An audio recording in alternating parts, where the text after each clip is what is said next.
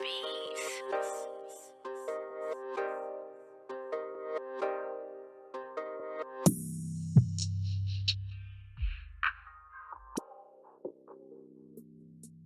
Yo, what's up, YouTube? This is your boy Junior, aka Smoking Guns, out here in Tucson, Arizona, representing the Ultimate Fight Club, giving you the latest content in boxing and MMA news that is out. So, tonight's video, I'm actually going to be doing another part of the series that I came out with when I first started this channel, and I've actually had a bunch of subscribers hit me up talking about this series, telling me how much they liked it. So I was like, you know what? I got some time tonight. I might as well make a part 2 to this video, but this is going to be on the Black Murderers Row, okay? This is going to be part 2 of the Black Murderers Row. And tonight, I'm going to be highlighting the fighter, Terence Crawford, all right? Now, Terence Crawford, what would he have to do to be able to unify this division? And if I gave my honest opinion on this, I would give him a really good chance of being able to unify the division. And the one thing that I see when I stack him up against the rest of the champions in this division is that he is not that much smaller than any of the other champions in this division. To tell you the truth, I actually think he's a bit bigger than some of the other champions in this division. He has the height, he has the reach advantage on most of the other champions. The only dude that may be bigger than him I see is Errol Spence. And even when you saw the Maurice Hooker's Alex Saucedo fight, Errol Spence and Terence Crawford were there. They saw each other, ran into each other, talked crap to each other. And when you seen them both together, you could kind of size them up. And Errol Spence was not that much bigger than Terence Crawford. He wasn't that much bigger than Terence Crawford at all. I think he might have been like maybe a little bit taller than him, but they were pretty much the same size, same build. And dude, I think that would be a friggin' really good fight. I think it would be a really good matchup. And like I was saying in the last Murderers Row video, I think a lot of people be sleeping on Terence Crawford on how big he is and how strong he really is going to be in that division. Now, matching up him and Errol Spence, all right? Dude, that would be a friggin' bad ass friggin' fight right there, man. Especially with the build-up from that Alex Saucedo Maurice Hooker fight, dude. I think the build-up for that fight would be friggin' badass. I think they'd be talking a bunch of good stuff.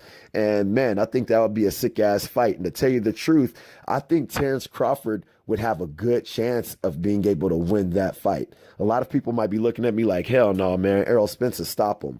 To tell you the truth, Errol Spence has his own type of style where I could see him walking Terence Crawford down, brutalizing his body, and being able to get a stoppage. But the one thing that I could see Terence Crawford doing to Errol Spence is I could see him boxing Errol Spence and getting a friggin' decision win on Errol Spence, man. The one thing that I see with Terence Crawford in that division with all of those champions is, personally, I think he is the most complete champion out of all those fighters, out of Errol Spence, Shawn Porter, Keith Thurman.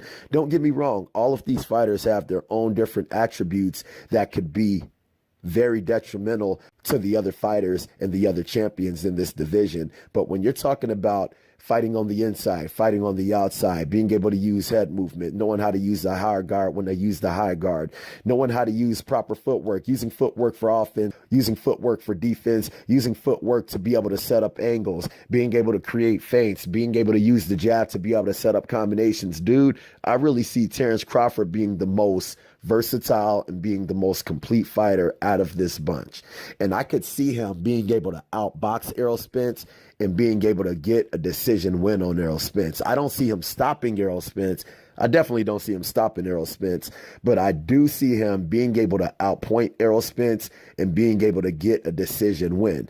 And it wouldn't be easy. It would depend on how Terence Crawford would be able to handle his power, but I could see him being able to use his footwork offensively, defensively, knowing how to be able to create angles, being able to get on the outside of Errol Spence's lead foot, being able to get off those shots and being able to really outbox Errol Spence. I could really see that happening. Would it be easy for him? Hell no, it's a lot easier said than done, but I think that would be a really badass fight right there. Now, going into a fight with Terence Crawford and Shawn Porter.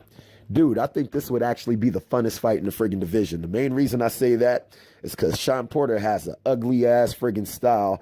And the main thing with Shawn Porter's style is that his tempo and his rhythm is all effed up, man. There is no way you'd be able to figure him out and being able to get a particular rhythm with being able to whoop his ass, man. You'd have to friggin' fight a real dog fight to be able to beat Sean Porter, just like in the Keith Thurman fight. Keith Thurman really had to dig deep, and he had to fight a friggin' dog fight with Sean Porter, man. He had to friggin' be able to fight on the inside, being able to fight on the outside. And Sean Porter, to me, was getting him on the inside, but he did a really good job being able to make his way out, being able to create distance, to be able to get his shots off, to be able to hurt Sean Porter. And he actually ended up winning that fight. Personally, I thought Sean Porter won that fight, but he ended up pulling off that decision victory. And, you know, you can't friggin' knock him for that. He ended up winning that fight. But I think against a dude like Terence Crawford, I think Terence Crawford would embrace everything that Sean Porter would have to give him. Because Terence Crawford, he's the type of dude, when you fight him grimy and dirty, I could literally see him smiling right now all throughout that damn fight with the fight with Sean Porter, man. Dude, Sean Porter, he'd be friggin' dirty, grimy in that fight, friggin' headbutting, friggin' going crazy in that fight. And I think Terence Crawford would be up in that mug going crazy right along with him. But he would go crazy in a more controlled type of way where he's trying to exploit Sean Porter. Because like I said, Terence Crawford is very good fighting on the inside, fighting on the outside. His footwork is better than Sean Porter's. I think he would be able to use his footwork to be able to exploit Sean Porter, being able to catch Sean Porter off balance in particular spots, and being able to get his ass. And to tell you the truth, I could even see him dropping Sean Porter in that fight, because Terence Crawford does have respectable power, and he does have power to get your ass up out of there. And I could really see him hurting Sean Porter. But I could see that being a really hard fight for Terence Crawford, because the one thing with Terence Crawford is in all of his fights, you always notice when he's beating the brakes off of somebody, he always finds a rhythm on the dude. I don't care how the tempo was going. No matter how the tempo was going, once Terence Crawford finds the cadence for that tempo, dude, he will run away with the friggin' fight on your ass. He will be able to use his movement, being able to use proper defense, knows how to get his combinations off on you, know how to find his range, knowing how to get out of your range, and he will friggin' whoop your ass to a decision or ended up getting your ass up out of there. But I think Sean Porter would make it really hard for him on being able to get a good tempo going into that fight, being able to get a rhythm going into that fight, and I think Sean Porter could really give him some problems in that fight. That would be a really fun fight. But the only way Terence Crawford's going to be able to beat him is he's going to have to be the matador to the bull, because Sean Porter, he's definitely going to be the bull, and Terence Crawford's going to have to be the matador. But the thing is, Terence Crawford has the attributes, he has the footwork, he has the movement, and he has the skills to be able to play the matador and being able to beat Sean Porter in that fight.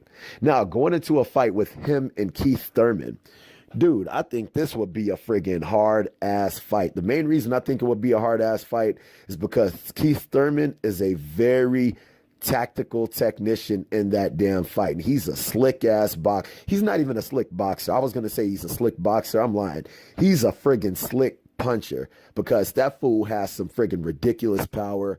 He's friggin' hella explosive, got really good movement. He's got really good defense, really good head movement. He's really slick in there, and he's got the ability to be able to counter, super explosive, and he has the power to be able to get your ass up out of there. He either has the power to make you respect him, or he's going to get your funky ass up out of there. So this fight would really depend on how Terence Crawford would be able to handle his power, or if he could stay away from Thurman's power, because I think Thurman has the power to be able to get Crawford's ass up out of there. Personally, I think Thurman has the power to be able to get his ass out of there if he catches Terence Crawford.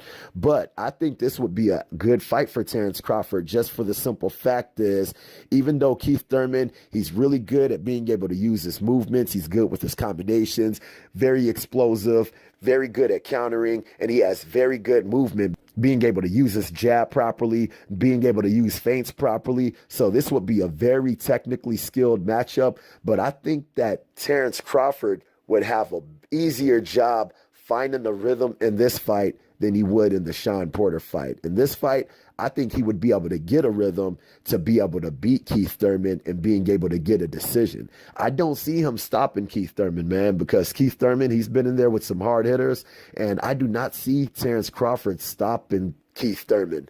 But I do see him being able to find a rhythm in that fight. And that's the only way he's going to be able to beat Keith Thurman in this fight. He's going to have to be able to find a rhythm, being able to use his range, because him going up against Keith Thurman, he will be the bigger dude. He's going to be the taller fighter.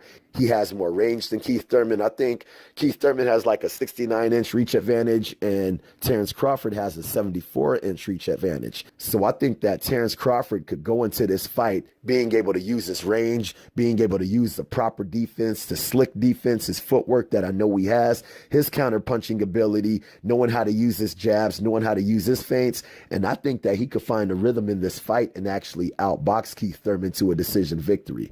But you know what? I guess we'll never know until we see these fights, and I see all of these fights being some fun-ass fights in this damn welterweight division, man. So I hope you guys like the video. If you guys like the video, make sure to hit the like button. If you're not subscribed to the channel, make sure you subscribe to the channel. And if you guys have any kind of questions, any kind of comments on this, make sure to hit me up in the comment section, and I'll be sure to hit you guys up, all right? So I hope you like the video. Holla at your boy.